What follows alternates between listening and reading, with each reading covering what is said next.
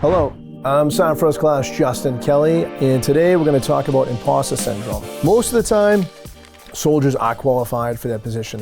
They've spent time in their organization, they've spent time doing their MOS, they've attended NCOS academies, they may have even attended additional training. That is not always the case as far as career progression go. You don't always have the opportunity to attend a multitude of courses in NCO academies prior to assuming your duties. So walking into that can be a little overwhelming. It can cause some insecurity and some anxiety. Number one, you want to talk to your leadership, your chain of command. You want to talk to them about having an initial counseling session and a developmental counseling statement that outlines explicitly what the requirements and expectations are for you as a leader. Sometimes units or leaders, they don't think this is as important as it is. I think counseling is the most important thing that we can do outside of leader development. It's extremely important. So it's important for you to communicate with your leadership and set up a time where you can learn about your job and what they expect.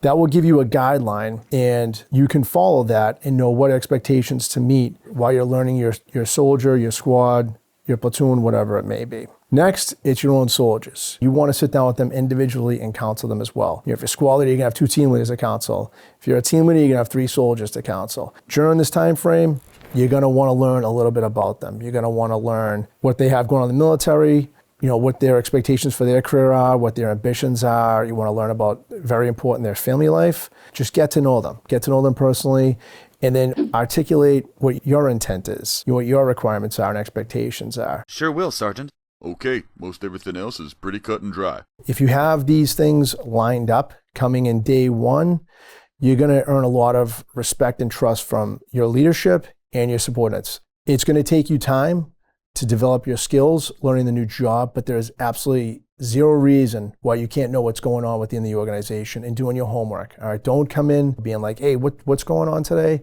What do we have going on after chow? Like, oh, next month, I'm not sure. Like, be decisive. Say, hey, this is what we have going on today. Report time, packing list, equipment. This is the training iteration taking place.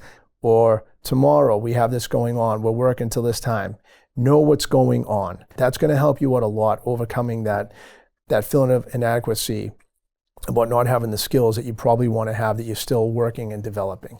And it's an ongoing process. Don't beat yourself up too much. It takes time. Any job anywhere in the world requires time. Of course, you might feel unsure, and everybody wants to know everything. You're not.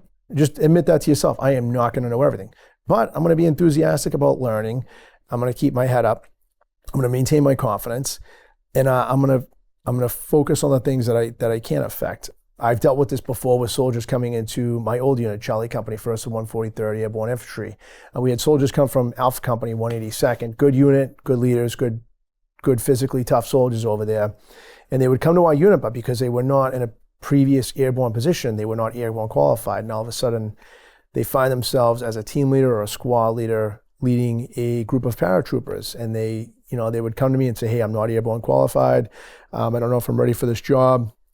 And while fully knowing that there were airborne qualified soldiers who were excellent, that they would be leading, that they knew might be a little bit judgmental, the fact they weren't airborne qualified. First off, that's completely out of their control. All right, they joined the Army, they're loyal to the organization, they want to serve their country, and then based upon the promotion criteria, they were determined to be the best person for that position.